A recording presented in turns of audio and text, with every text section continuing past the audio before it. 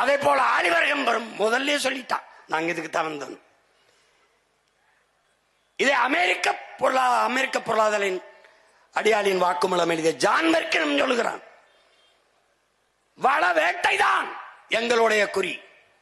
அதனால் கண் முன்னே உங்கள் வளங்கள் களவுபவதை பார்த்து கொண்டிருக்க நீங்கள் சபிக்கப்பட்டு விட்டீர்கள் என்று எழுதுகிறார்.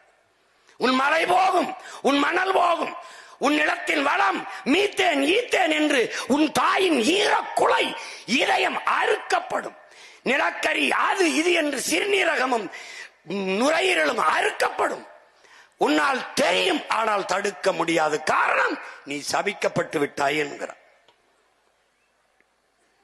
அப்ப மூன்றாம் உலக போர் தண்ணீருக்கானது. பொறுமையா பார்த்துக்கிட்டே வா பாரு, தண்ணீருக்கு தான் போர். இந்த பெட்ரோல் டீசல் தங்கம் இது எதுவில்லாமலும் வாழ்ந்து விட முடியும், வாழ்ந்து விட முடியும்.